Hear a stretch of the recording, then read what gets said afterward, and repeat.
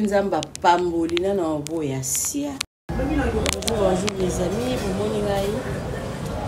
Nalalaki na matombe na Irebu à transit. Bomoni kuna c'est ça la chantier na biso. Et kokende 3 niveaux. Ma bijou là na auberge. La chambre numéro 4.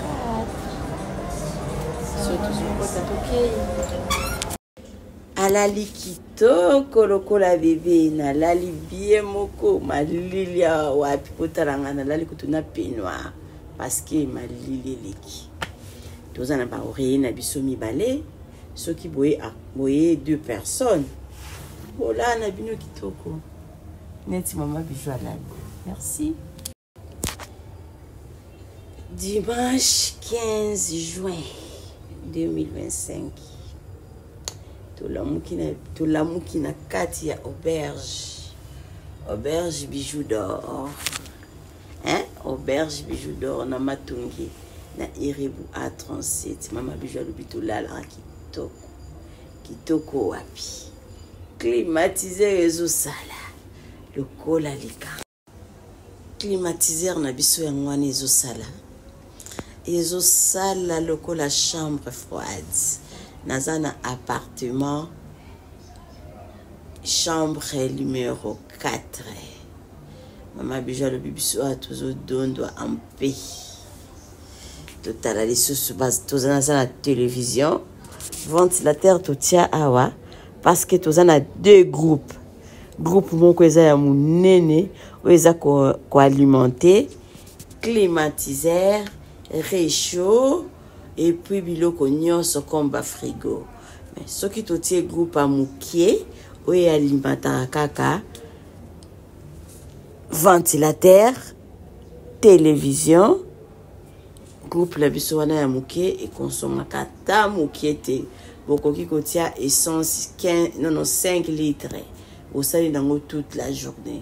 Mais oyo ya munene nde bopika parce que to repelisa ba climatiseur toko lamba toko sala nyonso tuna climatiseur ya na groupe wana ya mukie na kati ya auberge na biso tokomi na 2 groupes moko eza ko alimenter ba climatiseur mosusu eza ko alimenter kaka ba ventilateur et puis les sous nini toza na panneau soleil biso to na problème maïté to na problème pe ya couranté avec $15 ya pamba mama bijou à la abonné na ngani yesu pour ça ma confiance hein na auberge na biso ezala ba komina Irebu A37 la sabine groupe la biso asika ma bijou le groupe ozo pelisa si ba climatiseur hein donc que ce groupe passe ezala kati ya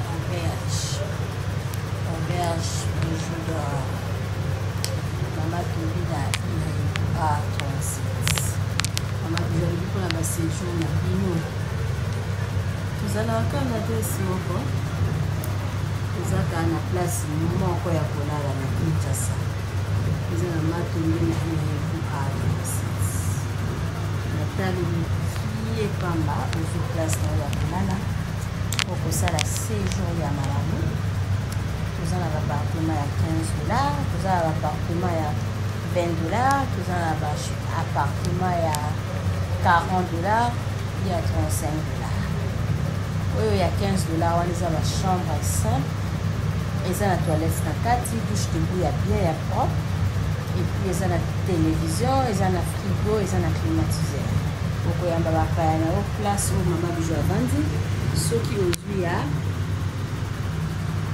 premier niveau soki ozwi ya rez-de-chaussée oyamba bapaya na yo mpe na se kuna tosala bakiti ya place ya bien oyo okoki koyamba bapaya epuis bapaya na yo baza na toilette na bango mama bijou alobi biso nde mosala biso nde makambo.